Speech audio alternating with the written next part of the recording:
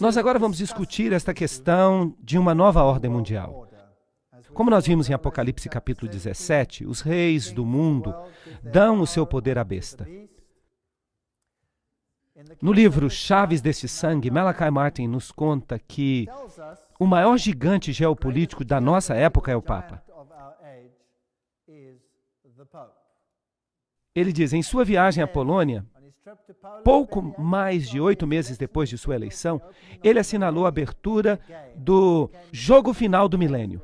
Ele se tornou o primeiro dos 3 jogadores a entrar na nova arena geopolítica.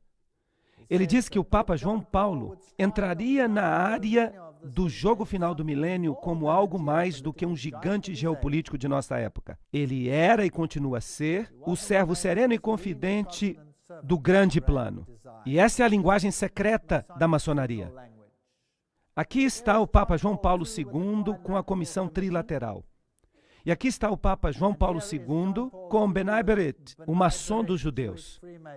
E esta é uma fascinante figura representativa, com ele no centro, controlando as mais poderosas correntes de pensamento do mundo.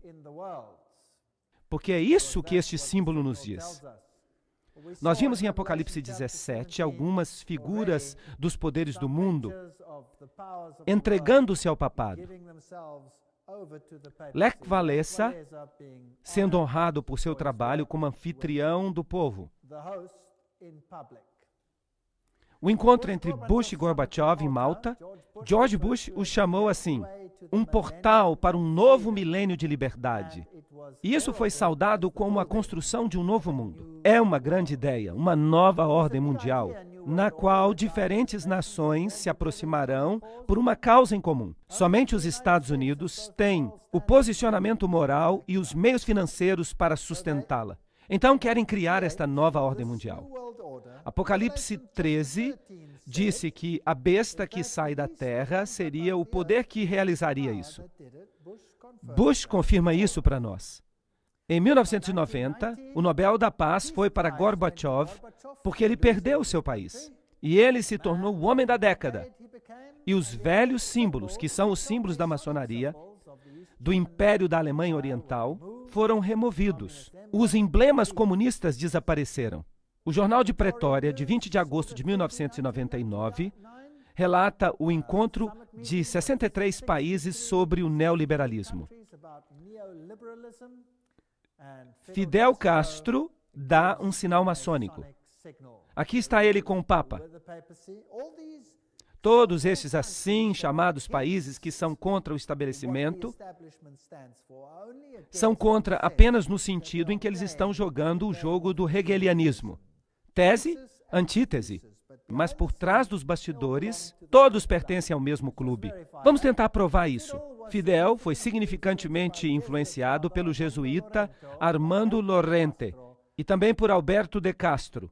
De Castro admirava Franco. Fidel foi muito ativo em uma organização jesuíta similar aos escoteiros mirins, chamada Os Exploradores. Onde quer que surja um movimento totalitário, quer seja comunista ou nazista, sempre há um jesuíta no papel de conselheiro ou líder. Em Cuba, era o padre Armando Lorente, amigo de Fidel, de Emmanuel Johnson. Então, esqueçam da ideia de que Cuba era contra o Papa. Um jesuíta estava por trás dos bastidores. Estavam jogando o jogo da tese e antítese. Quando os tiranos caem na Romênia ou no Panamá ou nesses países, esses tiranos eram colocados no lugar para criar um sistema de temor e caos. E então eles são removidos e o povo fica feliz em entregar as suas liberdades civis. Nós já vimos este vídeo aqui, em que o Papa recebe honra de Bill Clinton por seu papel em terminar o Império Comunista. 2.400 fiéis estavam aqui para recepcioná-lo. Ele está acenando à multidão.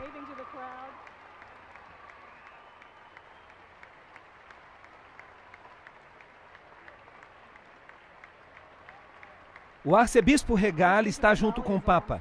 Eles cumprimentam a primeira-dama. Nós honramos Vossa Santidade por ajudar a criar uma revolução de valores e de espírito na Europa Central e na antiga União Soviética, libertando milhões para que possam viver por sua consciência e não pela coerção, e nos libertando a todos do constante temor da guerra nuclear. Em nome de todos que aqui estão reunidos, de fato, em nome de todo o povo da nossa amada nação, nós o recepcionamos de volta à América.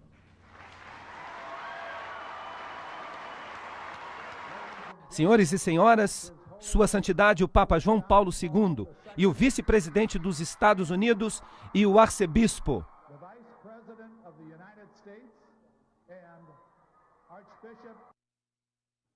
O Papa diz que a comunidade europeia foi enviada por Deus. Jornal Daily Telegraph, 3 de dezembro de 1999. Isso é fascinante. Konrad Adenauer, que era o chanceler alemão naquele tempo específico, quando isto foi planejado, bem, ele vai ser canonizado santo. Vocês acreditam nisso?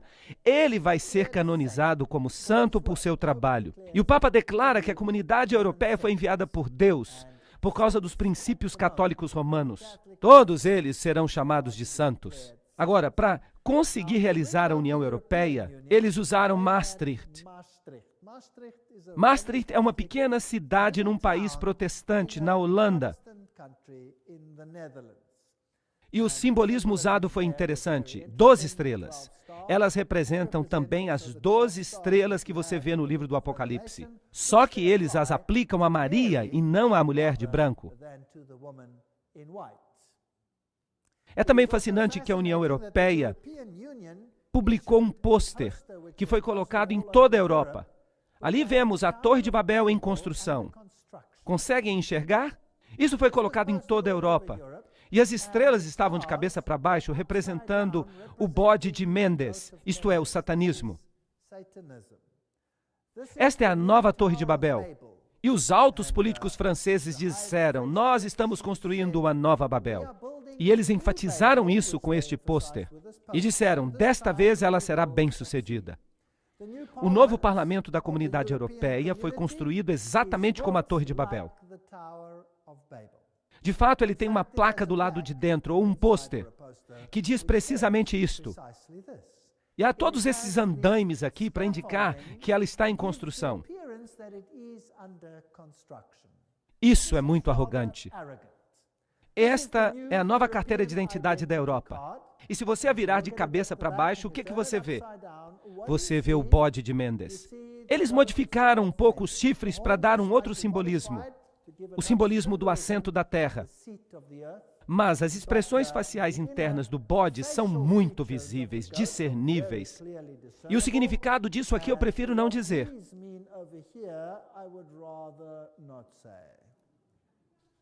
Se nós olhamos os altos políticos da Europa, aqueles que desempenharam um papel em tudo isso, eles são todos maçons. Aqui está um aperto de mão maçônico entre Schroeder e Kohl. Isso significa que os novos maçons estão assumindo quando os velhos maçons se aposentam. Assim como nós vimos que Kerry pertence ao Caveira e Ossos, e o atual presidente é um membro da Caveira e Ossos, não importa quem vai vencer, sempre será um maçom substituindo o outro. Todos eles mostrarão que eles fazem parte do mesmo sistema. Quando a União Soviética caiu, o novo emblema que foi adotado foi este, uma águia de 2 cabeças. Vocês sabem por quê? A águia de 2 cabeças é o símbolo da maçonaria. E isso, obviamente, mostra quem está de fato no poder. As rainhas, os reis do mundo, como nós vimos, todos eles são altos maçons e submetidos ao pontífice de Roma. E quanto ao Islã, nós fizemos uma palestra para mostrar a intriga da religião islâmica e da religião católica que ocorre por trás dos bastidores. Tudo controlado pelas sociedades secretas. Tudo tem apenas um objetivo e um objetivo apenas: a sujeição a Roma. Então, o que dizer dessa guerra com o Islã? Quem são estas pessoas que controlam os cordões das marionetes no mundo? E por que as pessoas estão sendo esfregadas entre eles? Quando nós falamos sobre as estrelas de rock, quando falamos de pessoas como Bono, quando falamos de líderes políticos do mundo, todos parecem estar prestando reverência ao César papal. Do Oriente ao Ocidente, o mundo islâmico está sendo atualmente estabelecido como antítese no mundo religioso, colocado contra a cultura judia e cristã. Mas disso sairá uma síntese na qual todos se unirão. Aqui está um website. Bem, de fato o website está aqui embaixo. E esse aqui descreve com precisão quem é quem no zoológico. Adam Weishaupt, John Jacob Astor, Albert Pike, Andrew Carnegie, Irene DuPont, W. Averell Harriman, Bertrand Russell, Ted Kennedy. Esses são os Illuminati de ontem e hoje. George Bush, é claro, membro da Caveira e Ossos. Esta é uma suborganização do capítulo 322 de uma organização alemã, portanto, Illuminati. Mark George Bundy, Otto Habsburg, Walter Freeman, Lee Teng-hui, Hillary Clinton, Alan Greenspan, David Rockefeller, Edmund Rothschild, Peter Wallenberg. Esses são os banqueiros deste sistema. Os negociadores, Lord Peter Carrington, Jimmy Carter, Henry Kissinger, Lord David Owen, Richard Holbrooke. Esses são todos maçons de grau 33. Cavaleiros de Malta, Bilderbergers, o Comitê dos 300. Todos eles pertencem ao mesmo clube. E se nós olhamos Franklin Roosevelt, Cecil Rhodes, Frederick Engels, todos estes, Leon Trotsky, Joseph Stalin, Karl Marx, J. Edgar Hoover, todas essas afiliações pertencentes à loja do Grande Oriente. Lenin pertencia à loja do Grande Oriente. Harry Truman era maçom de grau 33. Willy Brandt também. Winston Churchill também. Nós já vimos muitos destes antes. Helmut Kohl pertencia ao Comitê dos 300. François Mitterrand, Yitzhak Rabin, Yasser Arafat. Esses são detalhes fascinantes. Shimon Peres, Ronald Reagan, George Bush, Gerald Ford. Eu já mostrei para vocês a assinatura de Ford e vocês viram que ele é um maçom de grau 33. Aí está, eu fotografei isso na loja. E a família Carter, Schroeder, Netanyahu, Gorbachev. Ali está Saddam Hussein, listado como um maçom de grau 33. Agora, isso é estranho, você não acha? King Hussein, Al Gore, Tony Blair, todos eles. Olhem para Saddam Hussein aqui. Aqui está uma foto de Saddam Hussein. E esta foi a foto que foi transmitida pela televisão durante a guerra. Agora, naquela época eles diziam que eles não tinham certeza se isso tinha sido gravado antes. Isso quer dizer que essa fita pode ter sido gravada antes da guerra? Porque se eles eram iniciados, eles saberiam muito bem quem é quem e o que vai acontecer. Agora, há um rumor muito interessante sobre este homem. Deem uma olhada no seu rosto. Prestem atenção que ele não tem barba. A CIA e o Serviço Secreto disseram uma vez que poderia ser um dublê. Poderia ser um dublê, mas ainda assim foi isso que foi mostrado. Ele sempre teve essa aparência. Ele nunca teve uma barba. Era assim que ele se parecia. Na operação de libertação do Iraque, o dublê de Saddam teve problemas. O líder da oposição diz que Hussein morreu de câncer em 99. Isso foi publicado em 26 de março de 2003. Moslem al-Assadi, um médico que vivia em exílio no Irã, disse que ele crê que o verdadeiro Saddam morreu em 99 de câncer. O verdadeiro Saddam morreu porque ele tinha câncer nos nódulos linfáticos. E desde a sua morte em 1999, eles só estão mostrando seus dublês. Ele disse isso a um jornal italiano, Corriere della Sera. Essa é uma história fascinante. Se Saddam Hussein estava realmente morto e as outras eram histórias que foram gravadas antes, então quem está governando em seu lugar? Seus filhos, sua esposa, seus outros filhos, estavam todos lá. E é fascinante para mim que no momento que a guerra começou, a Inglaterra e os Estados Unidos foram lá e a esposa e os filhos de Saddam Hussein, exceto os 2 filhos que estavam no governo, foram retirados e levados para o exílio. Onde? Na Grã-Bretanha. Então, o país que está atacando tira a família, toda a família de Saddam, e lhes dá um exílio político na Grã-Bretanha. Isso é muito estranho. Agora, se ele estava morto e eles estavam usando dublês, e se eles estavam realmente governando através dos filhos, e eles mostraram esses corpos aqui de indivíduos que receberam balas e que ninguém sabe quem são, quem é que pode dizer se isso aqui é verdadeiro ou não? Apesar da referência a Qasar, a inteligência britânica pensou que a transmissão pode ter sido gravada antes. Isto é fato. Nós todos sabemos que ele passou muitas horas recentemente gravando várias mensagens. Nós temos que fazer um pouco mais de análise do que de fato ele estava dizendo para ver se ou não aquele era de fato Saddam Hussein. O ministro da Defesa britânica, Geoff, contou aos repórteres que o porta-voz da Casa Branca, Ari Fleischer, tinha expressado a mesma suspeita. Eu acho que há algumas dúvidas se de fato esta fita é velha ou se ela é nova e baseada em eventos recentes. Publicado em março de 2004. Então, esses dois serviços secretos questionam esses fatos. Eles dizem que finalmente encontraram um esconderijo de Saddam Hussein, um lugar muito desprezível. Então, eles prendem o homem e mostram em cadeia nacional de televisão. Depois disso, ninguém ouve muita coisa. E ele tem essa barba maravilhosa, uma barba magnificente. Agora, se a anterior foi gravada durante a guerra, então eles devem ter o tônico capilar mais eficiente que a humanidade concebeu. Ele poderia se tornar um multizilionário se ele patenteasse esse tônico capilar capaz de fazer uma barba crescer assim. Eles usavam pelo menos 3 dublês. Ninguém sabe quem era esse homem. E dizer que fizeram testes sanguíneos, quem é que pode dizer que confia nos laboratórios que fizeram isso? E ainda assim ele aparece na lista como um maçom de grau 33. Há muitas dúvidas com respeito a este homem e não há evidência, exceto por sua família, de que ele não esteja bem tranquilo em algum exílio. A realeza também é maçom. O príncipe Bernard da Holanda pertence ao Comitê dos 300. E aqui a princesa Beatriz e o príncipe Bertil, a rainha, é claro, o príncipe Philip, todos eles são maçons. Joseph Mengele, Walt Disney, todos esses indivíduos.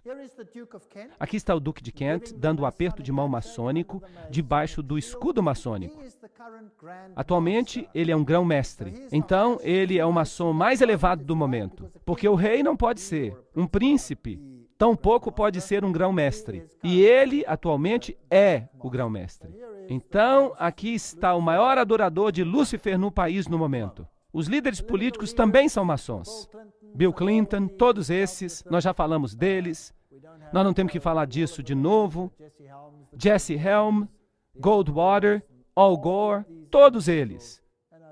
E eu estou colocando as páginas da internet. E há muitos livros que provam isso. Estou dando os nomes. Então, todo mundo que é importante nesse mundo, todo mundo que tem influência na esfera política, está envolvido com essas operações clandestinas. Nós vimos na palestra de Apocalipse, capítulo 17 e capítulo 13, como haveria uma união sagrada e como os Estados Unidos eventualmente se tornariam a casa de força para propiciar uma nova ordem mundial. Aqui está o encontro de Gorbachev em Malta, que foi chamado de Portal para um Milênio de Liberdade, como vocês se lembram. E os iniciados vieram para este grande movimento em direção a uma nova ordem mundial. Agora vamos dar uma olhada neste vídeo no qual George Bush tem algo a dizer sobre esta questão. As instituições da liberdade estão adormecidas, mas as Nações Unidas podem lhe conceder uma vida nova. Essas instituições têm um papel crucial na nossa busca por uma nova ordem mundial. Uma ordem na qual nenhuma nação precisará entregar um jota de sua própria soberania. Uma ordem caracterizada pelo governo da lei e não o governo da força. Então ele está dizendo aqui que as nações não vão precisar entregar um jota da sua soberania, mas que todas elas precisam entrar na nova ordem mundial. É isso que ele está dizendo. Está aí diretamente da boca dele. Então esse terrível incidente ocorreu.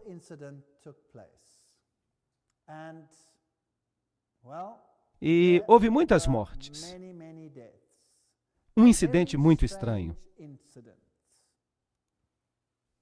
Mas antes de falar sobre isso, vamos historiar um pouco.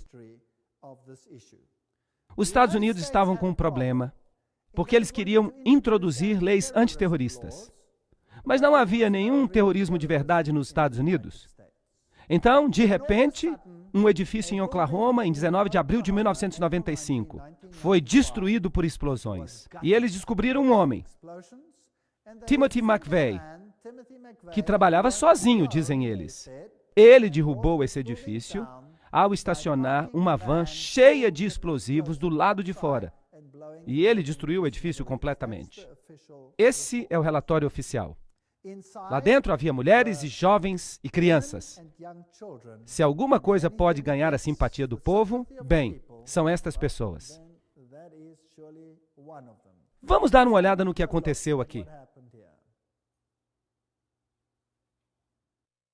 Embora as autoridades oficiais informem que uma segunda bomba foi encontrada dentro do edifício federal na cidade de Oklahoma, foi uma explosão às 9 horas da manhã que causou este estrago que você está vendo aqui. A primeira bomba que estava no edifício federal explodiu, e vocês veem o dano que ela causou aqui.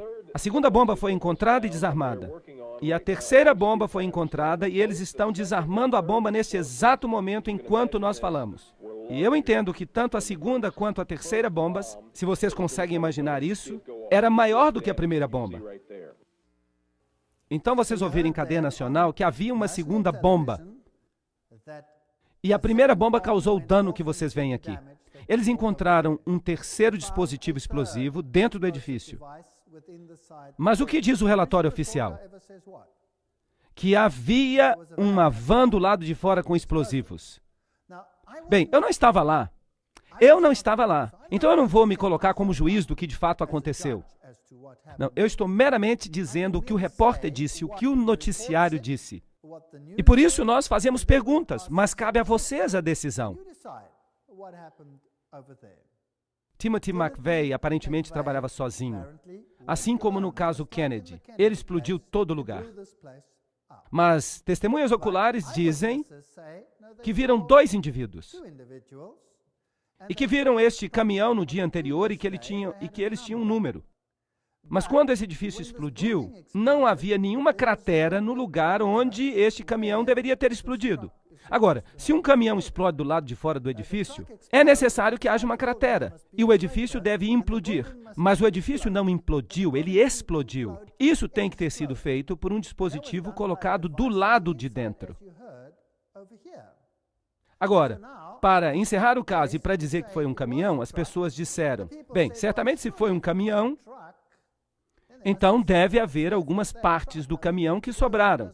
O que eu quero dizer é que uma explosão não destrói todas as peças de um caminhão. Elas podem estar bastante danificadas, mas deve ter sobrado alguma peça do motor ou algo parecido. Mas não havia nada. E, eventualmente, a pressão se tornou tão forte que um agente da CIA, que estava correndo a 4 quarteirões de distância, tropeçou num pedaço do eixo do caminhão e o encontrou.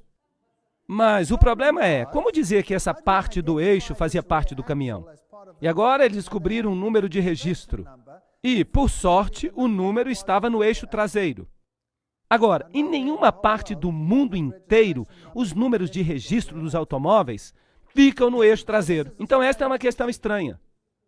Mas, no entanto, ele foi identificado como o único culpado. Mas há tantas suspeitas em relação a esta explosão que eles eventualmente fizeram um contrato e eles destruíram todo o edifício antes da possibilidade de examinar o que de fato havia acontecido naquele evento particular. Então aconteceu outro evento. As Torres Gêmeas.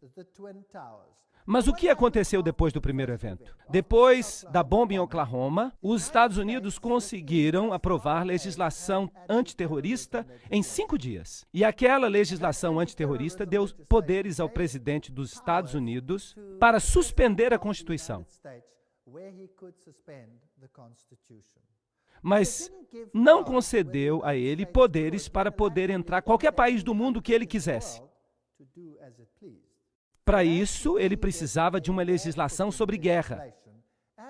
Alguma coisa parecida com Pearl Harbor. Era necessário um incidente. Bem, esse incidente ocorreu quando as Torres Gêmeas foram destruídas. E o presidente Bush falou às Nações Unidas em novembro de 2001. Nós precisamos falar a verdade sobre o terrorismo.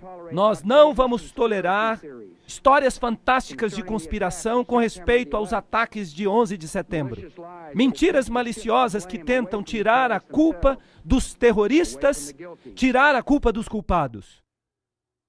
Não é interessante que George Bush está dizendo aqui, nós não vamos tolerar fantásticas teorias de conspiração que tiram a culpa dos terroristas?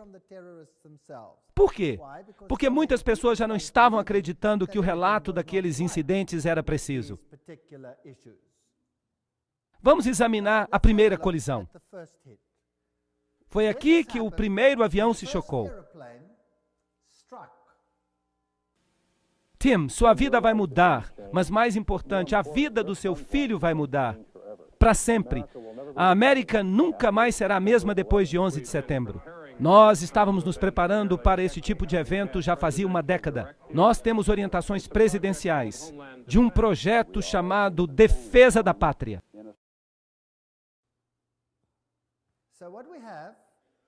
Então, o que nós temos? Nós temos um filme do primeiro avião colidindo contra o edifício. Isso significa que houve uma oportunidade para gravar.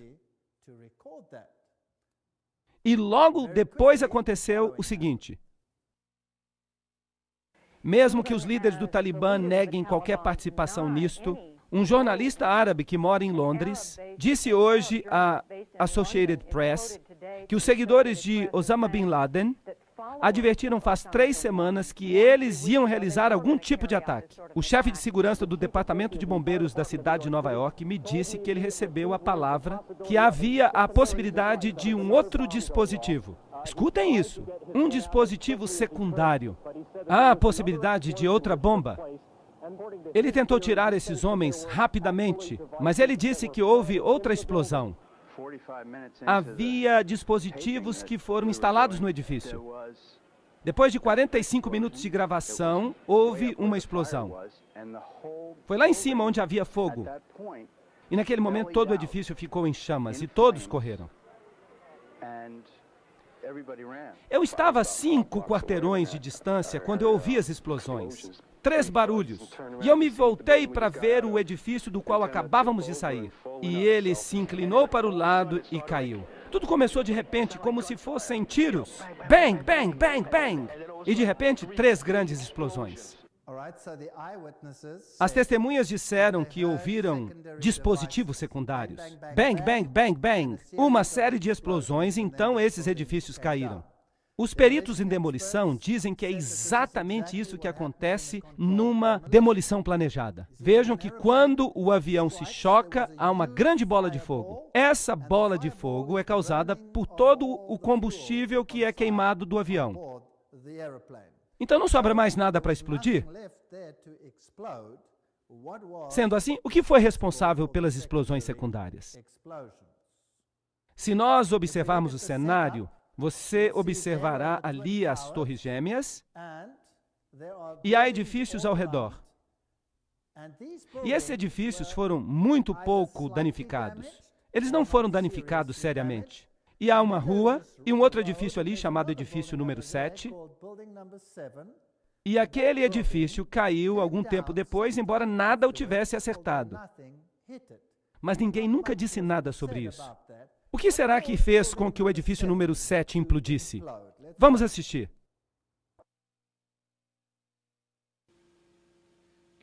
O primeiro avião colidiu e um terceiro edifício no World Trade Center entra em colapso. Esse é chamado de edifício 7 do World Trade Center. Vejam os destroços voando do edifício número 7. Aí está o número 7 caindo. Você vai ver que a explosão está vindo em direção à câmera. Essa é a torre número 7 do World Trade Center. Normalmente a CIA estaria ali. Mas é claro, eles naturalmente abandonaram o edifício quando ocorreu aquela catástrofe. Então, quem é que deveria estar ali no edifício? A CIA deveria estar naquele edifício.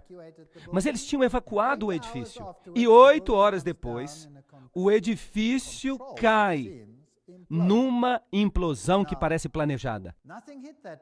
Agora, nada atingiu aquele edifício. E há algumas questões muito estranhas que nós precisamos considerar. Depois disso, até os canadenses se pronunciaram. E foi passado na noite passada um decreto importante nas Nações Unidas que pode trazer uma nova ordem ao mundo, que seria melhor para todos nós.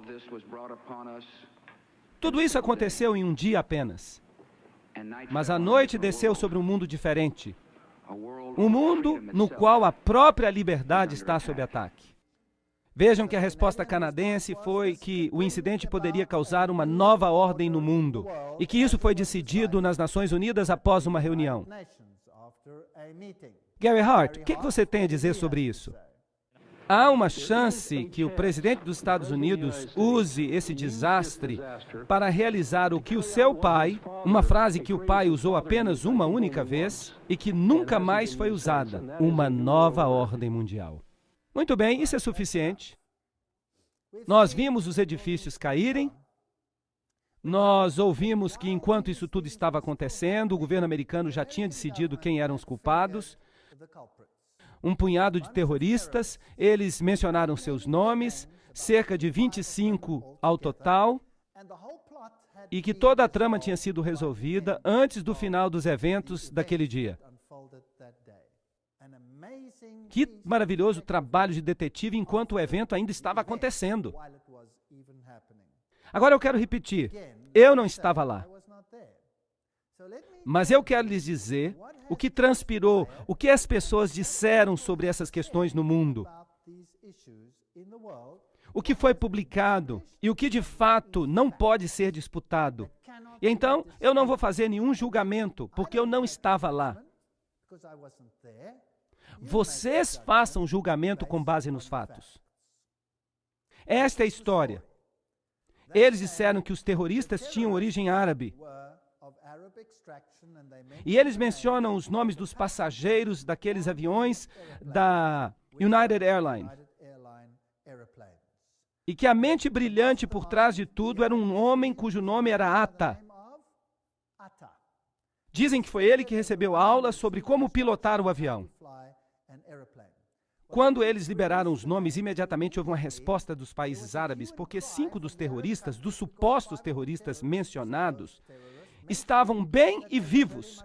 E, é claro, não podiam ter estado no avião, certo? É muito importante, eles estavam bem e vivos e não podiam estar no avião.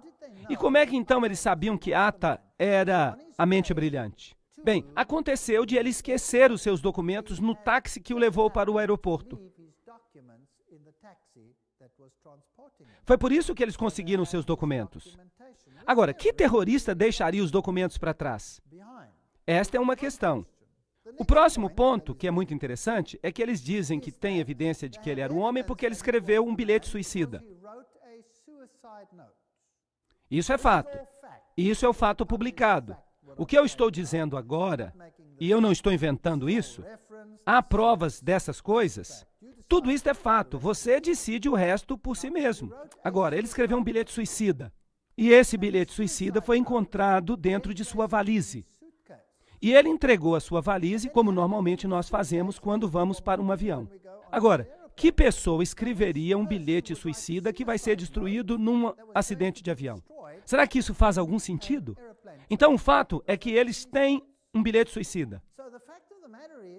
Mas a pergunta é, se ele entregou a valise quando ele entrou no avião, como é que eles têm esse bilhete suicida? Por acaso, esta foi uma das valizes que eles esqueceram de colocar no avião. E foi assim que eles conseguiram o bilhete. Como é que eles poderiam saber que havia terroristas árabes lá? Porque havia um passaporte. Nada mais sobreviveu ao acidente do avião. Mas um passaporte caiu e ficou um pouco queimado, mas dando ainda a possibilidade de identificar um dos terroristas. Agora, estes aviões, eles atingiram as Torres Gêmeas com absoluta precisão. As suas caixas pretas foram totalmente destruídas. Elas são feitas de titânio e elas são planejadas para sobreviver a qualquer acidente. Nenhuma caixa preta foi encontrada. Elas foram totalmente destruídas. Então nós temos uma situação muito estranha. O que atingiu o edifício número 7? Nada o atingiu. Mas ele caiu do mesmo jeito que os outros.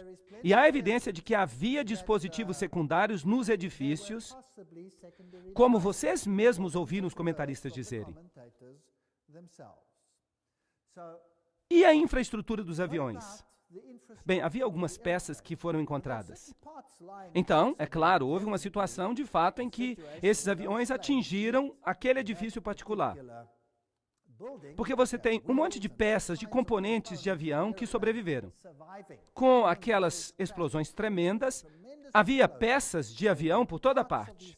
Toda vez que um avião tem um acidente, há enormes peças de fuselagem que restam. E eles usam essas peças para poder imaginar o que causou o acidente, e eles fizeram a mesma coisa no caso das Torres Gêmeas.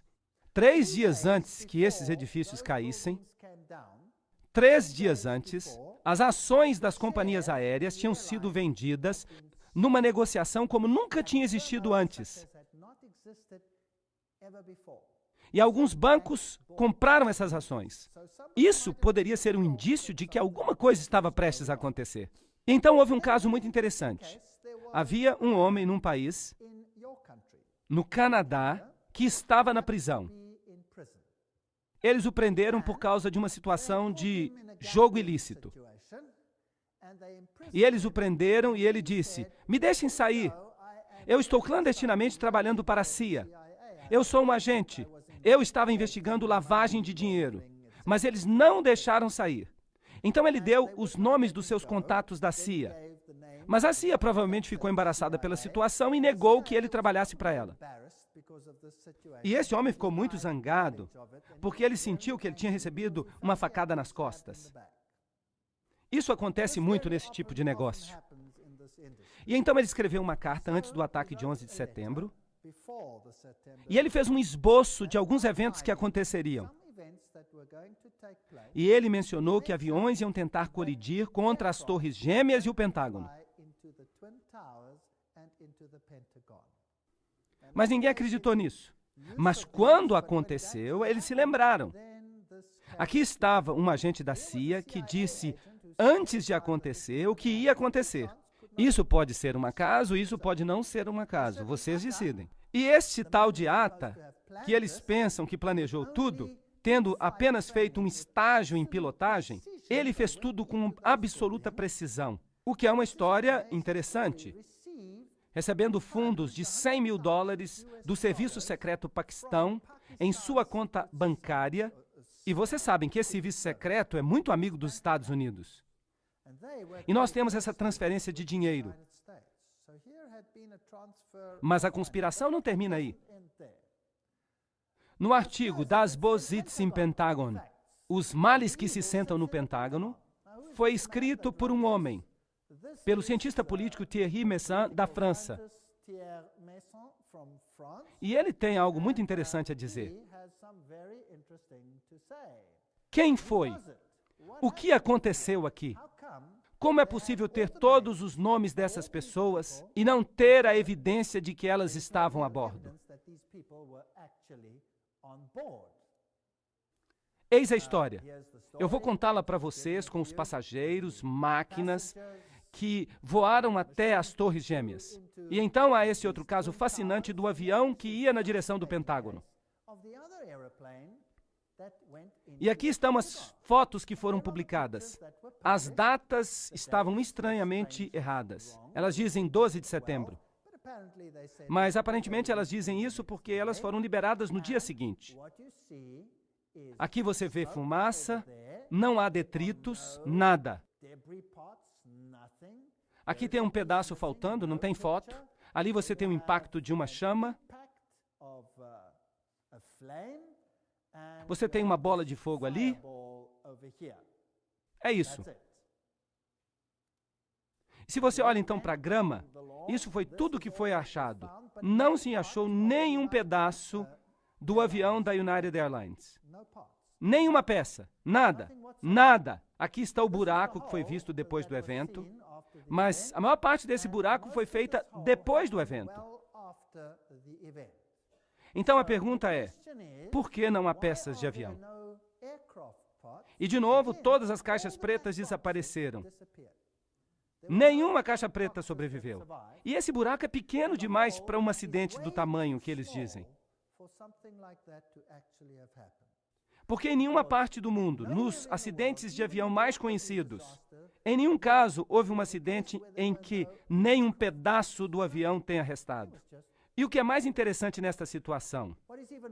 Uma declaração do arcebispo Quigley, de 1903, na Tribuna de Chicago. Olhem para isso. Quando os Estados Unidos governarem o mundo, a Igreja Católica governará o mundo. Mas voltemos a 11 de setembro. Para você governar o mundo, você precisa ter acesso ao mundo inteiro, quando quer que você queira e como quer que você queira. Agora, este avião que atingiu o Pentágono e aquele outro que caiu por acaso, vocês sabiam disso? O outro caiu e aparentemente havia terroristas a bordo que foram vencidos por leais cidadãos. A parte interessante é que o avião atingiu o solo e nunca atingiu nenhum edifício. Ele caiu. E quando ele caiu, houve um buraco no chão. E o prefeito e as primeiras pessoas daquela área que correram para o lugar, e ali havia um buraco no chão, mas não havia detritos da aeronave. Nada, nem uma pecinha, nada. O avião inteiro desapareceu num buraco que não era muito grande. E não foi achado nenhum detrito e nenhuma caixa preta, nada. Algo assim nunca tinha acontecido antes. Mas o que é mais sinistro é o seguinte: porque as pessoas que tinham morrido no avião, os seus descendentes, os seus herdeiros, não podem reclamar os corpos se não há corpos. Mas na investigação, eles identificaram cada pessoa com o seu grupo sanguíneo e com as partes do corpo que foram entregues para a família. Não havia peças de avião, não havia nada daquela natureza, não havia avião. E, no entanto, eles foram capazes de identificar todos os corpos. Será que isso faz algum sentido? Não faz nenhum sentido. E, aparentemente, houve ligações telefônicas entre a aeronave e o Pentágono. Essa informação foi divulgada. A informação era de que houve um grupo terrorista, terroristas árabes, e eles estavam atacando este lugar, e a ligação telefônica foi feita com um celular.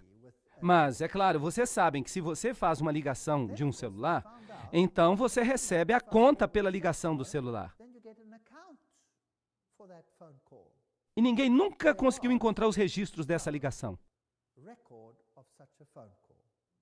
Então, o Pentágono deu um passo para trás e disse: bem, de fato nós não recebemos a ligação do celular. Nós recebemos a ligação de um telefone a bordo do avião.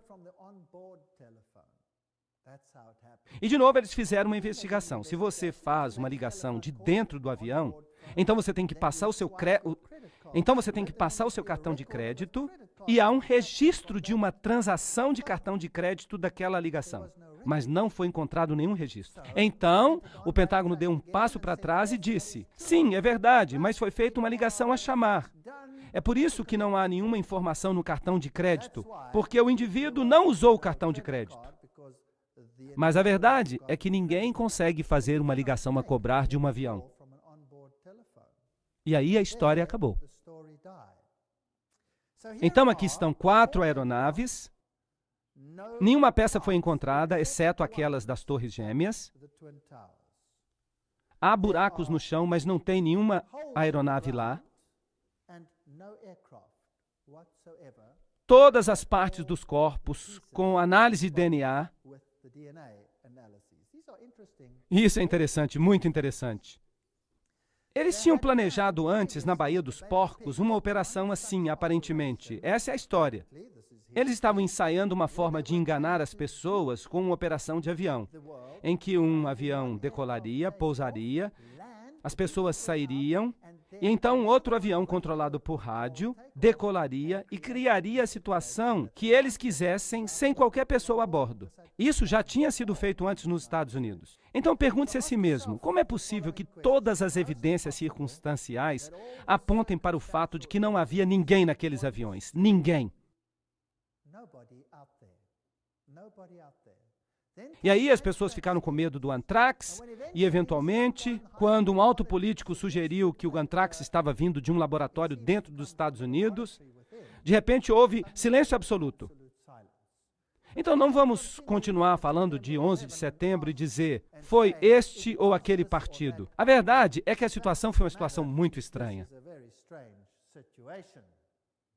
E se você observa os figurões nos Estados Unidos, quer seja Madeleine Albright ou qualquer outro, eles usam símbolos secretos que demonstram sua ligação com Lúcifer. O presidente Clinton aqui está recebendo o Papa publicamente. E ele diz que não é católico romano? Isso é impossível. Hillary Clinton está usando o símbolo da Fênix, que é um símbolo maçom. Tony Blair usa símbolos maçônicos. Os presidentes, os primeiros ministros do mundo, quer seja Margaret Thatcher ou Carter, quem quer que seja, todos eles parecem pertencer a organizações secretas. Quer sejam líderes religiosos ou líderes políticos, quer estejam na Europa, ou nos Estados Unidos, ou no Oriente,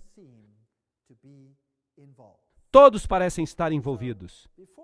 Então, antes de continuarmos, vamos primeiramente contemplar o que aconteceu na situação da África. Mas nós vamos fazer isso em outra sessão.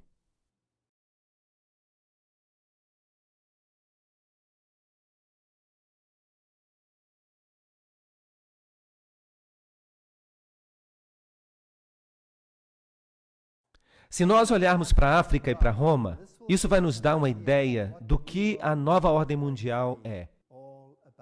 A África e o que eles fizeram à África serve como modelo para o que acontecerá com o resto do mundo. Os grandes líderes africanos e os tiranos do passado, como Idi Amin, todas essas pessoas receberam asilo e eram provavelmente maçons importantes. Quando nós olhamos a África do Sul, a situação que havia ali, a questão de brancos e negros, a questão do apartheid, todos os personagens eram de novo maçons.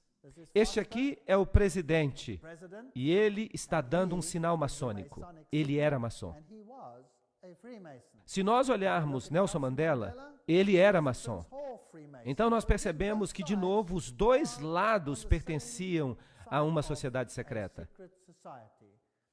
Se nós olharmos Vergelick e Nelson Mandela, nós temos a mesma situação aí. Mandela é comparado a Jesus Cristo. Eles o adoram. Eles têm uma tese e uma antítese. E ele participa da comunhão da hóstia publicamente, embora ele não diga que é católico. De fato, ele diz que ele não é católico. Agora, o cânon católico afirma que você não pode receber a hóstia se você não for católico. Então, essas pessoas não são quem elas dizem que são. Aqui ele está num casamento hindu com a viúva de Somora Machel. E a história de Somora Machel é outra história, pois ele era uma pessoa que gostava de fazer declarações contra Cristo. Ele também teve um casamento judaico na mesma cerimônia. E um muçulmano, mostrando que todas as religiões são a mesma coisa para ele.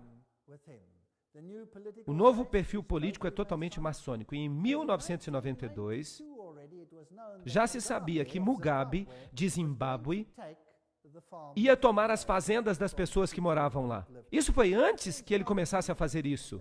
Eles já diziam, Mugabe vai tomar as fazendas em breve. Disseram isso em 1992. E hoje isso é um fato. O jornal Der Spiegel publicou: os alemães precisam sair. Todos os brancos precisam sair. Aqui está um cartoon de Kissinger, apontando para o fato de que os brancos precisam sair da África. Aqui está o atual presidente da África do Sul e Mugabe. Eles estão juntos nesta questão. Ele se recusa a repreender Mugabe por tomar as fazendas à força. Só na África do Sul, 4.000 fazendeiros pelo menos morreram, ou foram mortos enquanto eram expulsos da terra. Mas ninguém noticia isso no mundo. Zimbábue está arruinada. Mas o que nós encontramos aí? Um edifício tremendo sendo construído. E como ele se chama? A província jesuíta de Zimbábue. Então os jesuítas controlam este país. Esta é a Escola Jesuíta de Filosofia e Letras. Edifícios novinhos, enquanto o país está em ruínas. Eles estão se preparando para a ordem mundial. E todos os líderes negros estão no mesmo nível que os líderes europeus e americanos. Eles todos pertencem ao mesmo clube. Mas o que é esta nova ordem mundial? Aqui está o novo emblema da África do Sul. E você pode ver nele a fênix se levantando das cinzas, a coroa de Mitra com os 7 raios. Todo este simbolismo aponta para a mesma coisa. Eu vou explicar para vocês essa nova ordem econômica. Eu vou apresentar para vocês citações dos próprios católicos. E eu quero dizer para vocês que o que nós estamos experimentando ainda não é nada comparado com o que vai vir. E eu posso dizer isso porque eu já passei por essa experiência. Se vocês quiserem um dia ler um livro interessante, Megalomania Eclesiástica. Mas eu também vou fazer citações de encíclicas. De acordo com a lei canônica, o controle de toda a propriedade da Igreja Católica Romana pertence ao Papa, seu supremo imperador. Tudo que eu vou dizer agora vai ser confirmado por uma citação. Tudo vai ser substanciado por uma encíclica papal ou por uma citação. O comunismo tornou toda a propriedade particular uma propriedade do Estado. O capitalismo diz: a propriedade pertence ao indivíduo e ninguém tem o direito de tirá-la. Agora, se isso é tese e antítese, então deve também existir um intermediário. E é por isso que o Papa condenou o comunismo, mas ele também condena o capitalismo. A nova ordem mundial será um intermediário em nome da igualdade.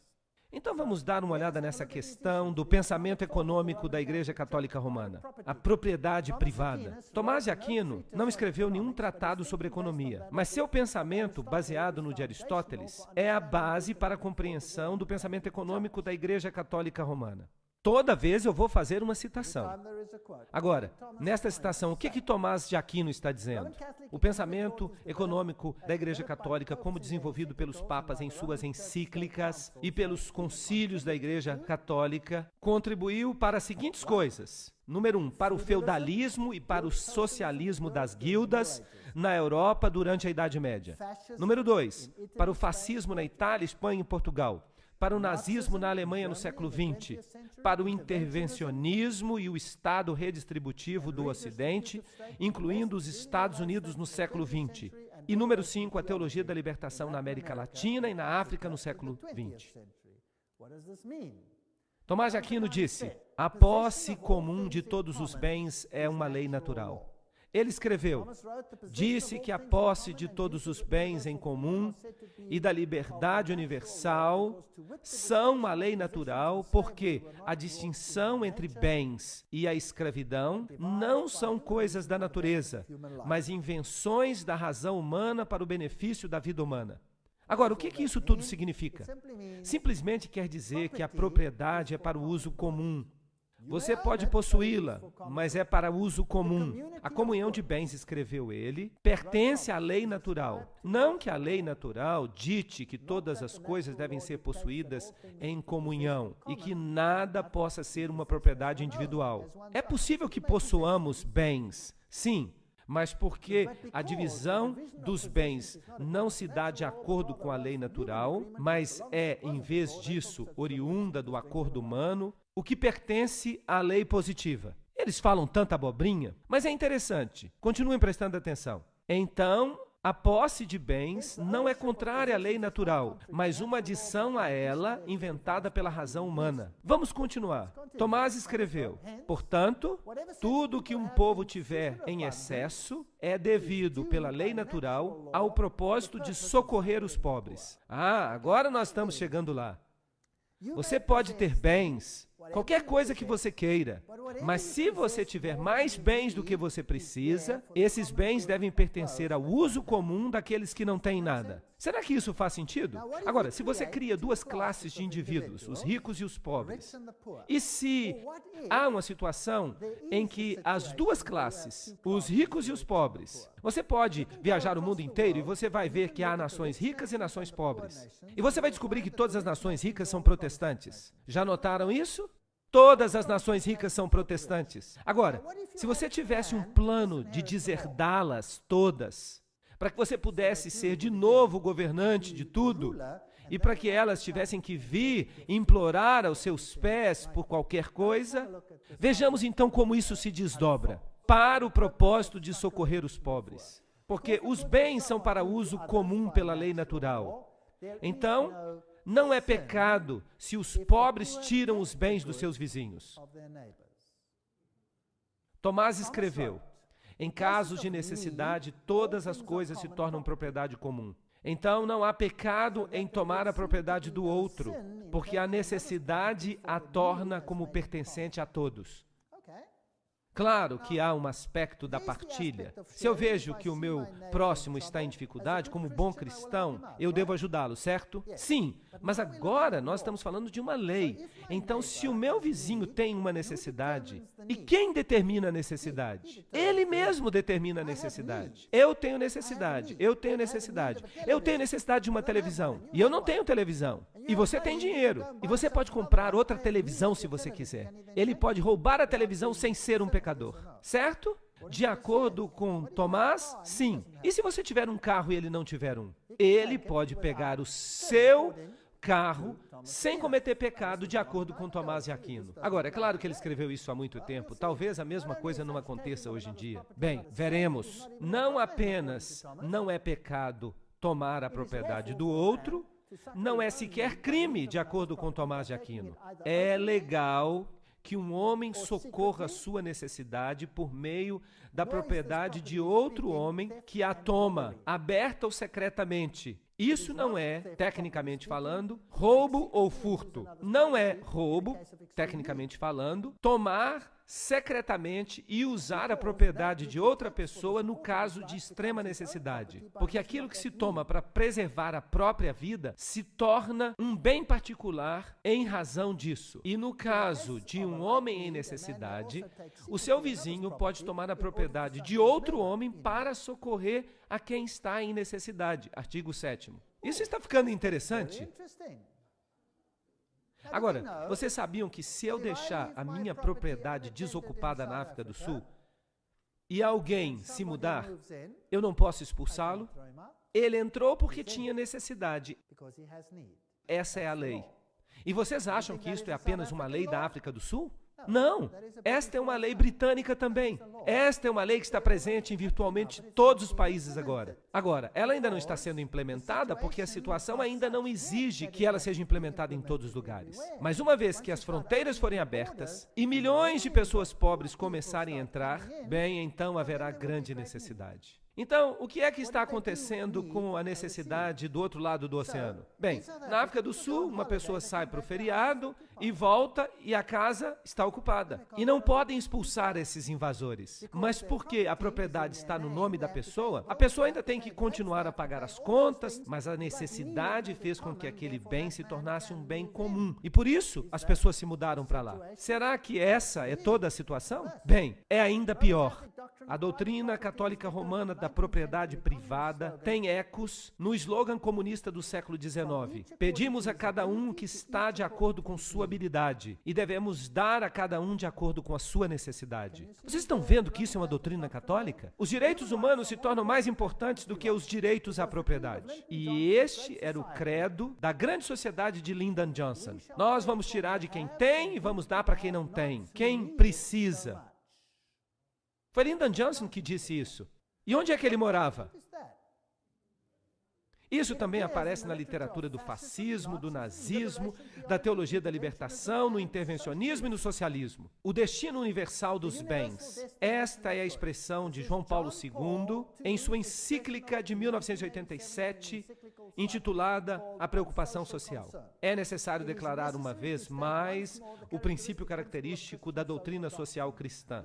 Os bens deste mundo se destinam a todos. O direito à propriedade privada é válido e necessário, mas ele não anula o valor deste princípio. A propriedade privada, de fato, é uma espécie de hipoteca social. Isso significa que ela tem uma função intrinsecamente social que se baseia e que se justifica precisamente pelo princípio do destino universal dos bens. Puxa, o que o Papa Paulo II acabou de dizer? Ele disse que o que Tomás de Aquino havia dito é o que ele está dizendo. Você pode ter uma propriedade privada. A Igreja Católica defende a propriedade privada. Isso parece muito bom. Mas então se diz que essa propriedade é somente sua para uso comum. Então um dia você acorda e o seu jardim está cheio de invasores. E você chama a polícia e diz: "Ei, saiam daqui, saiam da minha propriedade." E eles dizem: "Deixem-nos em paz ou nós vamos estourar os seus miolos." E você vai à polícia e você diz: "Policiais, venham me ajudar. Há pessoas que estão invadindo a minha terra." "Desculpa," eles dizem, "essas pessoas precisam. Você tem muita terra de qualquer forma." Acostume-se com isso. O Papa Paulo VI deixou esse ponto claro em sua encíclica de 1967 sobre o progresso dos povos. Todo homem tem o direito de encontrar neste mundo as coisas de que precisa. E isso é interessante. O recente Concílio Vaticano II nos lembrou disso. Deus pretendia que a terra e que tudo que ela contém fosse de uso para todo ser humano, para todos os povos. Assim, todos os homens deveriam seguir a justiça e se unir em caridade. Bens criados deveriam ser abundantes para todos, numa base racional. Todos os outros direitos, quer direitos à propriedade ou ao livre comércio, devem ser subordinados a este princípio. Isso significa que se eu tenho a necessidade de um bem manufaturado, que eu posso roubá-lo? Então eu estou dirigindo o meu carro e há um roubo de carro a cada 12 minutos. E alguém com arma aparece e diz: "Saia do carro." E eu entrego o meu carro. E se eu não entregar, o que acontece comigo? Eu levo um tiro. O homem tem necessidade do meu carro. Ponto final. Na minha igreja, lá na minha cidade, nós temos sequestros e mais sequestros. Até o pastor. Eles bateram nele e tentaram amarrá-lo e colocá-lo no bagageiro do carro. Eles o teriam matado. Ele conseguiu brigar e se libertar, mas ele ficou sem o carro.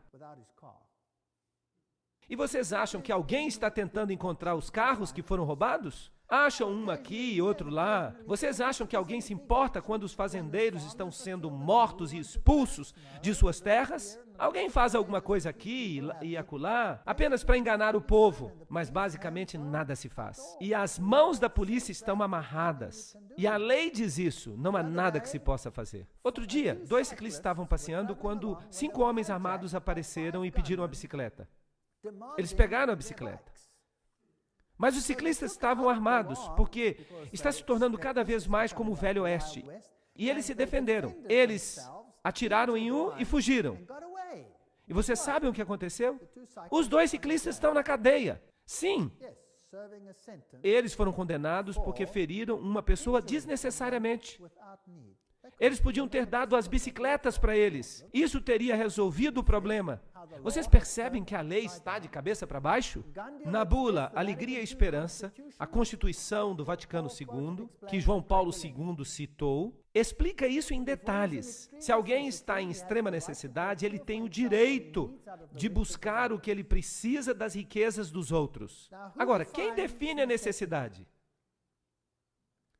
Já que há tantas pessoas prostradas com fome no mundo, este sagrado concílio incentiva a todos, tanto indivíduos quanto governos, a se lembrarem do aforisma dos pais. Alimentai o homem que morre de fome, porque se vós não o alimentais, vós o matais. Então, porque a propriedade particular é imoral, todos os homens, indivíduos e governos, têm a obrigação moral de redistribuir os bens que são possuídos de forma injusta pelos proprietários. Você já ouviu falar de reforma agrária, redistribuição de bens? Você já ouviu falar disso muitas vezes ultimamente? Sim, vai haver uma redistribuição. Todos os bens, isso inclui não apenas os bens disponíveis na natureza, mas os bens manufaturados também. João Paulo II declarou que todos os homens devem ter acesso a esses bens que Deus queria que fossem de uso comum, tanto os bens naturais quanto os bens manufaturados. Não existe essa coisa de dívida, só no papel. A supremacia é do Estado. E a minha vida pode bem acabar em miséria. Se você gosta dos seus carros, das suas televisões, dessas coisas, libertem-se disso. Porque isso tudo será em breve redistribuído. E não há nada que os protestantes brancos, negros ou cor-de-rosa possam fazer. Não há nada, porque os fins justificam os meios. A redistribuição vai acontecer conforme tem sido planejada. Rerum Novarum. Quem já ouviu falar de Rerum Novarum? Esta encíclica papal, que foi proclamada e que está sendo muito citada hoje em dia, e o Papa diz que ela vai ser a base para a nova ordem mundial. Então, eu achei que era importante estudá-la. E o livro sobre a condição da classe trabalhadora diz o seguinte: uma das declarações mais influentes da Igreja Católica sobre questões econômicas é a encíclica Rerum Novarum de 1891. Nesta encíclica, a Igreja Católica se alia com o proletariado, que no marxismo é o grande e final inimigo da ordem capitalista.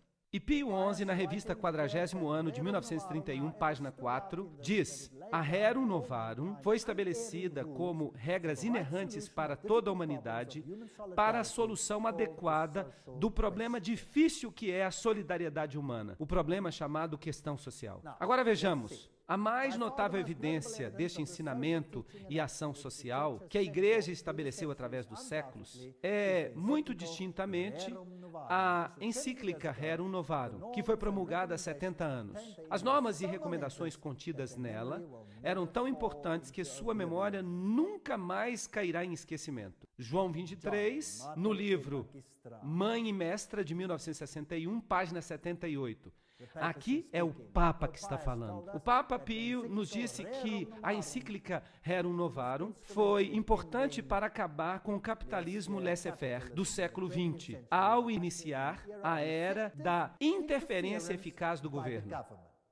Vocês ouviram isso? Vejamos como termina. A Rerum Novarum era a voz da autoridade moral necessária para garantir o desenvolvimento da interferência eficaz de todos os governos no século XX. De quantos governos? De todos. Pio XI escreveu: não é surpreendente, portanto, que sob o ensinamento e a orientação da Igreja, muitos sacerdotes cultos e muitos leigos devotos possam se dedicar ao problema de elaborar a ciência social e econômica de acordo com as condições de nossa época. Sob a orientação e iluminação da encíclica de Leão, Rerum Novarum, de 1891, a ciência social cristã evoluiu. E ela continua a ser desenvolvida e enriquecida diariamente por trabalhadores incansáveis.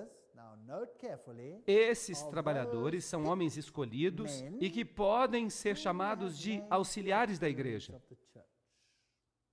Então, todos aqueles que trabalham em sociedades secretas, a Opus Dei, os Cavaleiros de Malta, os Cavaleiros de Colombo, todas essas pessoas trabalhando foram homens escolhidos para realizar isso. E essas não foram as únicas bênçãos que vieram da encíclica. A doutrina da Rerum Novarum começou pouco a pouco a penetrar, mesmo entre aqueles fora da unidade católica. Aqueles que não reconheciam a autoridade da igreja. E esses princípios católicos da sociologia gradualmente se tornaram parte da herança intelectual de toda a raça humana.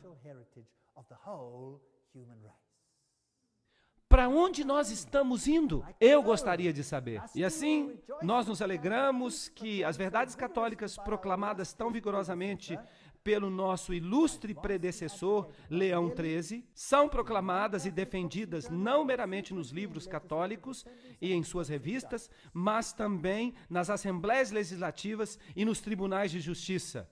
Esses homens escolhidos, chamados de auxiliares da igreja, que têm sido importantes. E aqui está John Robbins escrevendo. Quem são eles que vão acabar com o sistema da empresa livre do século XIX e substituí-lo por um sistema de interferência eficaz do governo no século XX? Quem são esses homens escolhidos? Eu não sei.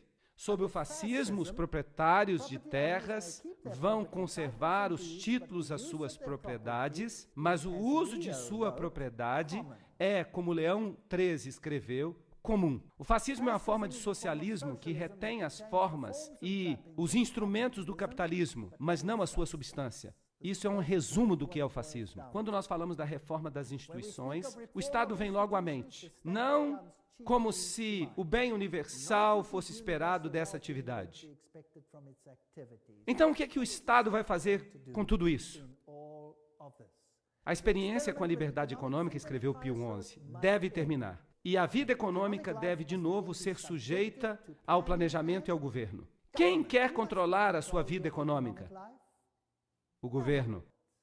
João Paulo II escreveu em sua Preocupação pela Condição Social, em 1987. É necessário declarar uma vez mais que o princípio característico da doutrina social cristã, os bens deste mundo pertencem a todos. A propriedade privada é apenas uma hipoteca social. E essas coisas serão controladas. Ele escreveu um eco fiel de tradições que têm séculos de idade na igreja, com respeito ao propósito universal dos bens. No mundo de hoje, escreveu o Papa, nós nos deparamos com um sério problema de distribuição desigual dos meios de subsistência que originalmente pertenciam a todos. Então veio a teologia da libertação. E Pio escreveu uma encíclica sobre o comunismo ateu e sobre a nossa época, quando uma miséria incomum acontecia. Quem criou a miséria?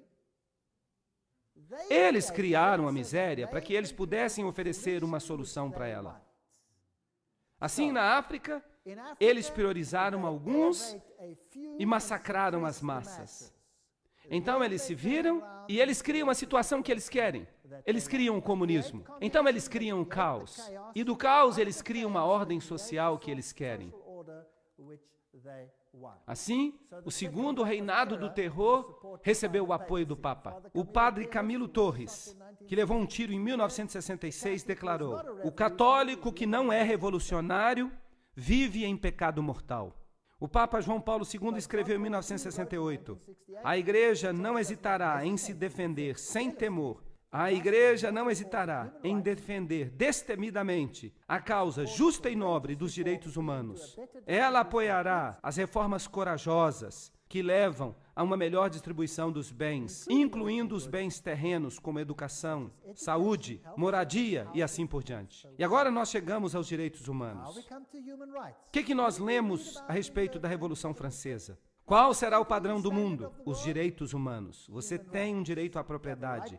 Você tem o direito a qualquer coisa da qual você precise. Nós nos convencemos de que a teologia da libertação não é apenas oportuna, mas útil e necessária. É isso que o Papa diz. Não sou eu. Estas são as suas palavras. João Paulo II escreveu isso numa carta aos bispos brasileiros. Ela deveria constituir um novo estágio da reflexão teológica iniciada com a tradição apostólica. E então ele volta a falar da Rerum Novarum. Franklin Roosevelt, quando foi eleito, convidou o professor O'Brien para fazer parte da sua administração. Quem era O'Brien? O'Brien escreveu em 1931: os trabalhadores têm o direito que a indústria lhes ofereça os seus meios de sobrevivência, porque de tempos em tempos eles trabalham até a exaustão da morte. E quando a indústria se recusa a fazer isso diretamente, então é a obrigação do governo exigir que ela o faça. Viram como a declaração começa? Então vamos falar desses direitos humanos. Primeiro, você tem direito a fundar sindicatos para as classes operárias. Você tem o direito à cultura. Número 3, você tem o direito a emigrar. Você tem o direito a imigrar. Você tem o direito à alimentação, vestimenta, a cuidados médicos, a um salário justo, à vida, a um ambiente seguro, à segurança pessoal dos trabalhadores, à vida familiar, à propriedade privada, do jeito que eles entendem, é claro, ao uso comum de todos os bens, ao trabalho, a uma pensão, seguro, a uma aposentadoria na velhice, o direito à associação, número 19, o direito à segurança, número 20, o direito à integridade física, aos serviços sociais necessários, o direito à greve, número 23, o direito a escolher a sua filosofia de vida, o direito de constituir família, o direito à educação, 26 ao emprego, 27 à boa reputação, número 28 ao respeito, número 29 à informação apropriada, Puxa, isso dá trabalho. Como é que se controla isso tudo? Como é que se controla isso? Se você vai controlar cada aspecto disso, você precisa controlar cada aspecto da vida de uma pessoa. No futuro, você não será capaz de sequer ir ao banheiro sem pedir a permissão do Vaticano. Eles vão controlar cada aspecto de sua vida. Eles vão controlar tudo. E o governo vai se tornar ultra forte. E onde é que o dinheiro para fazer tudo isso vai vir? Vai vir de você. Agora, quando o dinheiro sai de você, o que acontece com a sua riqueza? Ela diminui e diminui e diminui. Isso significa que a classe média vai desaparecer. Quantas classes havia na época em que o catolicismo dominava a Idade Média? 2. A classe feudal, os goim, e a classe alta, que controlava tudo. Agora, se nós tirarmos os empregos, e no meu país o desemprego está em cerca de 50%, na Alemanha é cerca de 1,5%, e depois começou a subir para 2, 3, 5, 10, 20%. Agora, o desemprego está por toda parte na Europa. Por quê? Porque todos os países do bloco oriental foram incorporados à Europa e deve haver uma redistribuição de riqueza. E a riqueza está diminuindo cada vez mais. As pesquisas recentes não mais indagam onde você vive. Elas perguntam: quantos cômodos a sua casa tem? Quantas pessoas vivem lá? Quantos isso e quantos aquilo? E onde é que se fazia isso antes? No comunismo. E o que acontecia se sua casa era maior do que a sua necessidade? Quem tinha necessidade pegava a sua casa. Mas quem tinha que pagar por ela? Você, porque ela era sua. Está pior agora até do que no comunismo, não está? Eles vêm para o nosso país e agora você tem que se registrar em cada localidade individual, e você não pode votar fora da sua zona eleitoral. Você tem o seu nome escrito numa zona específica, e então eles vêm até a minha casa e eles dizem que eles querem saber qual é a minha religião. E eu digo: eu sou cristão. E eles perguntam: de que denominação? E eu digo: não é da sua conta. Quantos cômodos você tem? E eu respondo: suficiente. E eles dizem: nós queremos saber exatamente quantos cômodos você tem. E eu digo: eu tenho o suficiente. Nós queremos saber exatamente. Isso não diz respeito a você. Por que você precisa saber exatamente? Eu posso construir um novo cômodo na próxima semana? Eu posso colocar uma parede bem aqui? Eu posso transformar 1 em 2, certo? Então não é da sua conta. Mas você fica encrencado quando você responde assim. Você não deve fazer isso. Portanto, todo homem precisa ter aquilo que é necessário para que ele tenha uma vida verdadeiramente humana. Vocês sabiam que agora ter uma vida verdadeira humana é a mesma coisa para os católicos que salvação? Eu vou falar mais sobre isso no futuro, numa palestra futura. Vocês vão ver que eles dizem que ser salvo significa viver uma vida verdadeiramente humana. Isso significa que o reino de Deus para o catolicismo é o reino do catolicismo governando o mundo nesta terra e dando a todos a capacidade de viver uma vida verdadeiramente humana. Isso significa o suficiente para cuidar das suas necessidades básicas e nada mais. Vocês gostam da nova ordem mundial? Vocês gostam dela? Vocês sabiam que a Bíblia o chama de homem do pecado? Agora, há uma outra palavra para redistribuição de riqueza, e eu já a mencionei para vocês. Sabem qual é ela? Isso se chama roubo. É mesmo. A Bíblia diz, não furtarás. Isso significa que você não deve tirar de um e dar isso para outro. Isso é chamado de roubo. Isso é quebrar os mandamentos de Deus. Não estou correto? E nós vamos ver que esse sistema de direitos humanos, ele quebranta cada um dos mandamentos de Deus. Quando Deus distribuiu a terra a Israel, como fez a distribuição? Como uma herança eterna. A terra pertencia a eles. Acabe queria a vinha de Nabote. E Nabote disse para ele, eu não pecarei contra o meu Senhor, porque esta terra me foi dada como herança eterna e aos meus filhos. Deus dá a cada um o que lhe pertence. Mas eles pegam isso e o distribuem de acordo com sua necessidade. Mas você paga a conta. As circunstâncias complexas do nosso dia tornam necessário para que a autoridade pública intervenha com mais frequência nas questões sociais, econômicas e culturais. Concílio Vaticano II, é isso que ele diz. Então eles vão interferir em cada aspecto da sua vida. Aqui está uma manchete. Gorbachev elogia o Papa e diz, o Papa está certo em exigir uma nova ordem mundial. Em 1991, o jornal Crônica de São Francisco disse, o Papa pede uma nova ordem mundial. Albert Einstein disse, o desejo que a humanidade tem pela paz pode ser realizado somente com a criação de um governo mundial. De todo o coração, eu creio que o presente sistema do mundo, de nações soberanas, somente pode levar ao barbarismo, à guerra e à desumanidade. E somente a lei pode garantir o progresso para uma humanidade civilizada e pacífica. É interessante o que Albert Einstein diz. O que ele está dizendo? Não há salvação para a civilização ou para a raça humana, a não ser na criação de um governo mundial.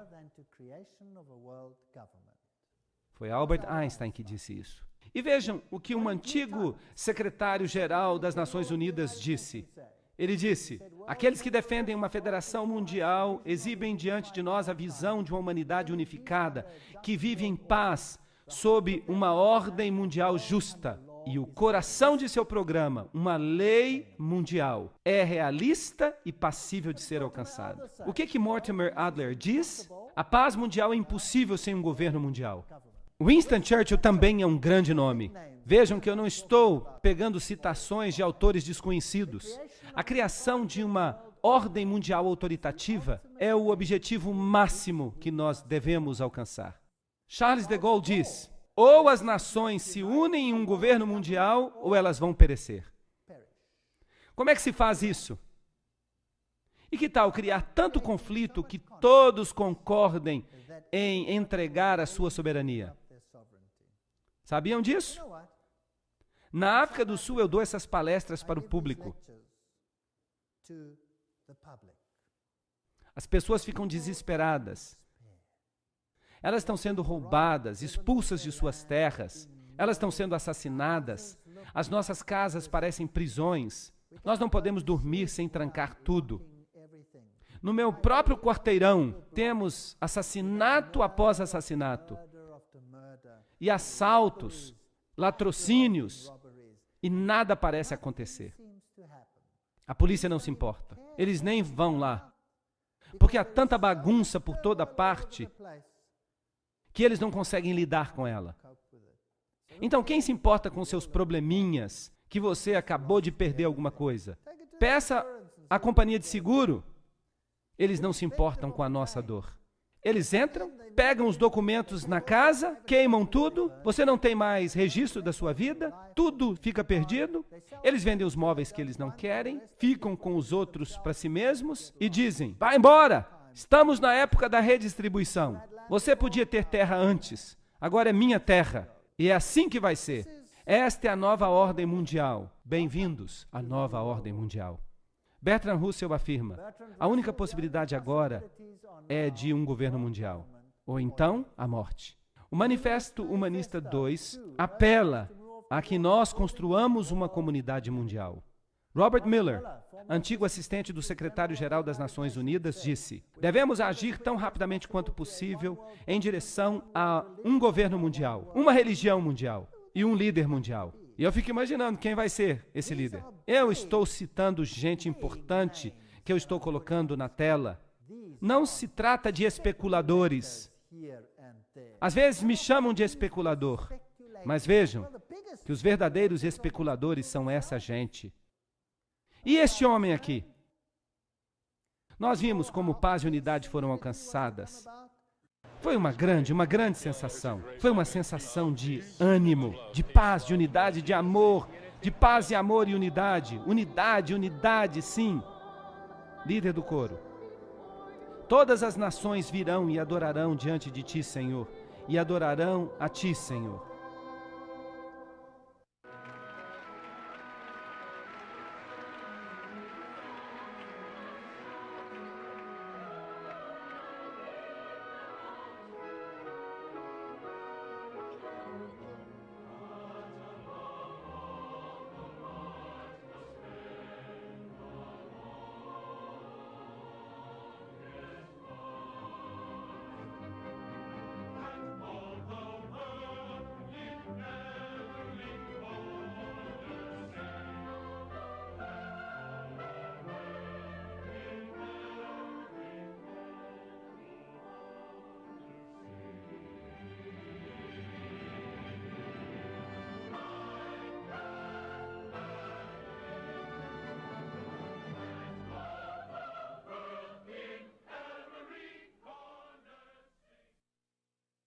O Papa apela por uma nova ordem mundial. A CNN, no dia 1º de janeiro de 2004, apresentou todo o seu discurso do Ano Novo.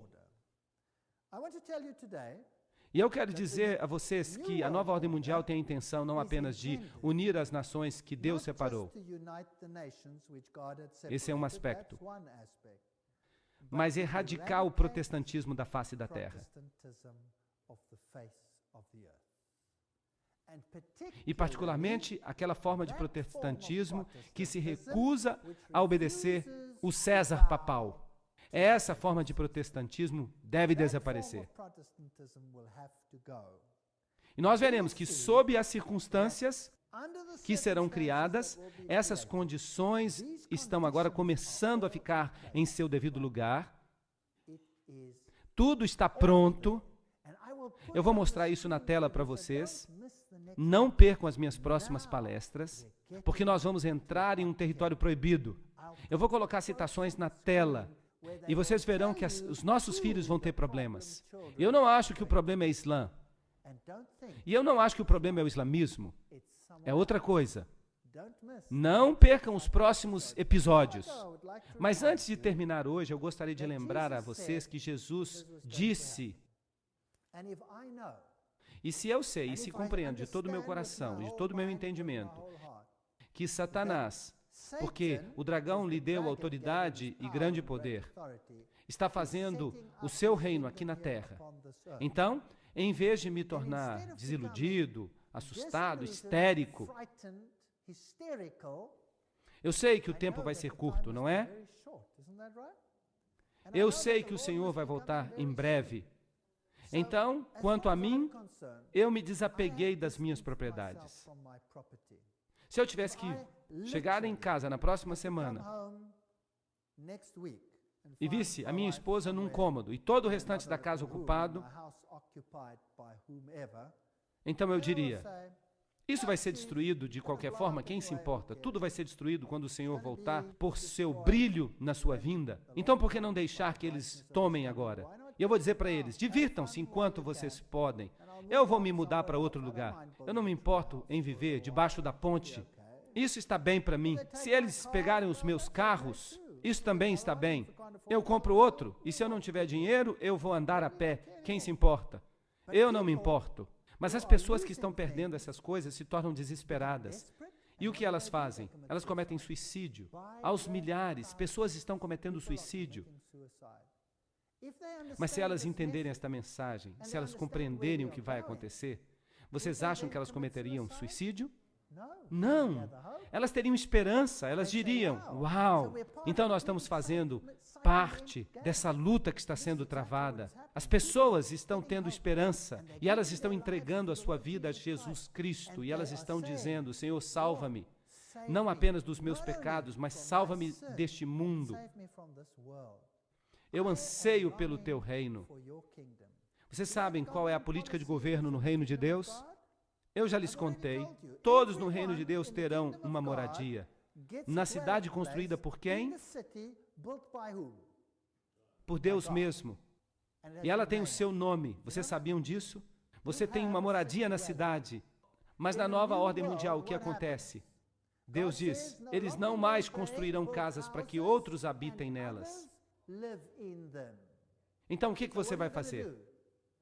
Eles construirão casas, diz a Bíblia, e eles plantarão vinhas. Mas eles não plantarão vinhas para que outros comam delas. O que isso significa? Significa que você vai ter uma moradia nesse país, você terá uma fazenda, e Deus vai abençoá-lo. E a quem tudo isso vai pertencer? A você. E por quanto tempo? Para sempre. Para todo sempre. Essa é a política de Deus. Então, quem se importa com o que acontece aqui? Quem se importa? Olho não viu, nem ouvido ouviu as maravilhas que Deus preparou para aqueles que o amam. Isso não inclui apenas a glória de ver o nosso Rei no céu. Isso inclui tudo que vai tornar a nossa vida agradável. Vale a pena esperar por esse novo reino. E eu aguardo ansiosamente pelo novo reino de Deus. Será um ótimo lugar. Mas este mundo, infelizmente, vai de mal a pior. Eu não quero mentir para vocês, dizendo que ele vai melhorar. O que eu vou dizer para vocês é que ele vai piorar. Ele vai piorar muito. O que aconteceu na Revolução Francesa é apenas um prenúncio do que vai acontecer no mundo inteiro. Haverá uma anarquia tão grande que você não pode crer. Mas se você estiver sob a proteção do Altíssimo, nada vai acontecer com você. Então, por que não aceitá-lo? Por que não dizer, Senhor Jesus, eu quero que Tu sejas o meu Salvador pessoal? Por que não dizer, Senhor, purifica a minha vida, vamos andar juntos, porque o Teu governo é o único que vale a pena. Imagine olhar o rosto de Deus e dizer, este é o meu Deus a quem eu aguardava.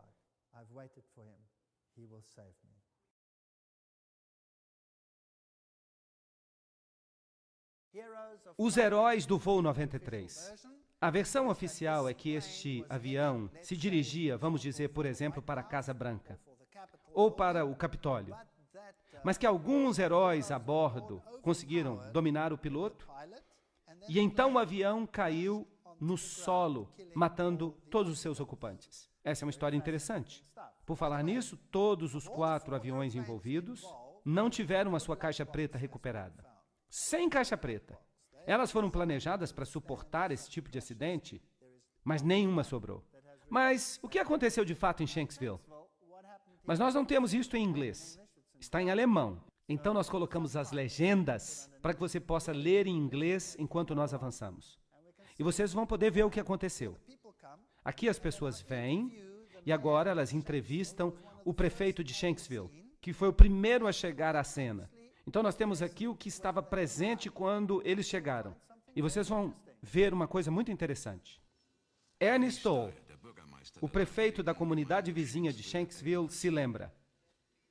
Bem, sim, o meu genro e um bom amigo meu foram os primeiros a chegar. Eles estavam em Shanksville, na esquina de uma rua, conversando. A picape de Johnny estava ali. E eles foram os primeiros a chegar. Foi só depois deles que os bombeiros chegaram. E eles ficaram estupefatos porque eles vieram ver um acidente de avião, mas não havia nenhum avião. Não tinha nenhum avião aí.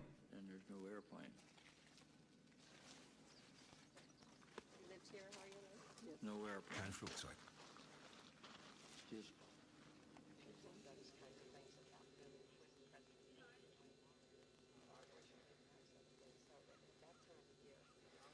Vocês foram enviados ao lugar do acidente e não havia nenhum avião? Não, nada. Apenas um buraco. É isso aí. Foi isso que eles viram. Mas eu sempre pensei que este fosse o local do acidente. É, mas não há nada para ver aí.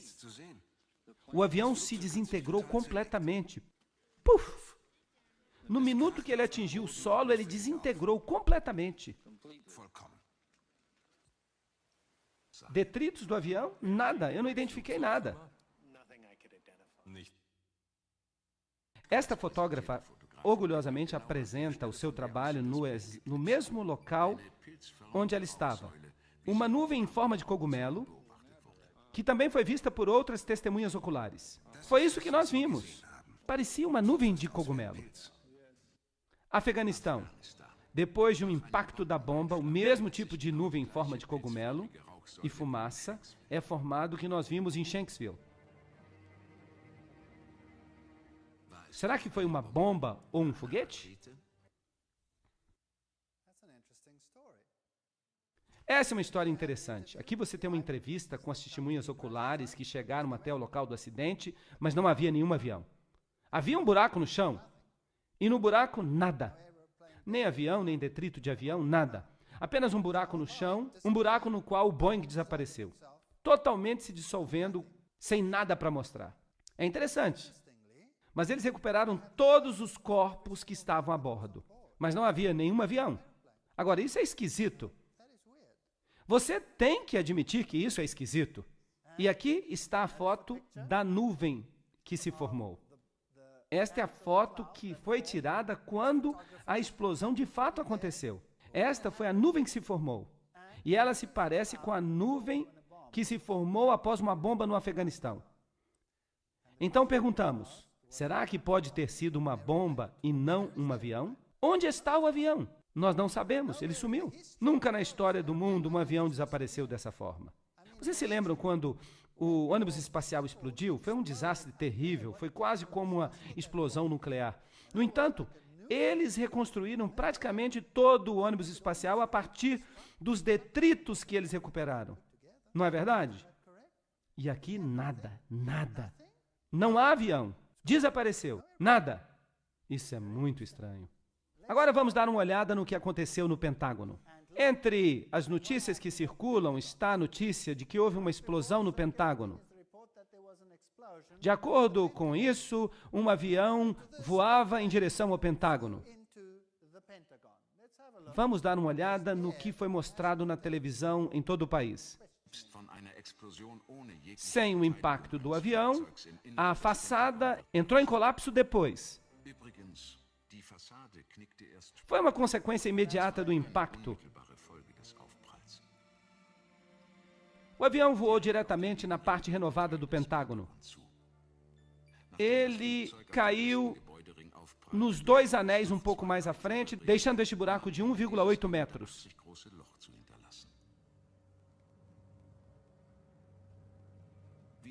Assim como no caso de Shanksville, o avião foi também completamente pulverizado no ar.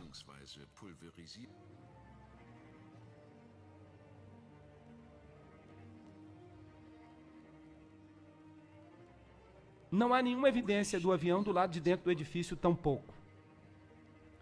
Somente detalhes inconsequentes. Um relógio, um telefone queimado.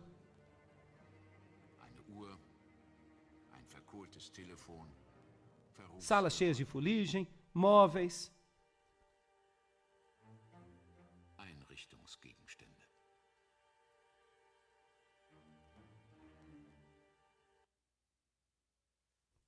Bem, aí está. Esse é o segundo. Aqui vem um avião, cai no Pentágono, atravessa um buraco, deixa um buraco de 1,8 metros de largura, um avião inteiro que deixa um buraco de 1,8 metros de largura, e o resto só entra em colapso mais tarde. Dentro do edifício não há detritos do avião, ele se dissolve completamente, desaparece, mas aqui estão relógios, telefones, móveis, que parecem ter sobrevivido. Nada mais. Não tem nenhum pedaço do motor, nada sobreviveu, não há nada do avião. Mas e as torres gêmeas? Todo mundo viu que os aviões se chocaram contra elas. O que nós encontramos ali? Eis a situação. A situação é completamente diferente nas torres gêmeas. A despeito da destruição muito mais massiva, a gente chega a tropeçar nos detritos dos aviões. Aqui não tinha problema. Houve uma grande explosão. Se algo deveria ter partido esses aviões em pedacinhos, deveria ter sido esta explosão. Mas havia muitos detritos de aviões. Mas no Pentágono, nada. Em Shanksville, nada. Sem avião. Dissolveu completamente. A gente não deve estranhar que este francês aqui, chamado Thierry Meyssan, diz: será que a maldade vive no Pentágono?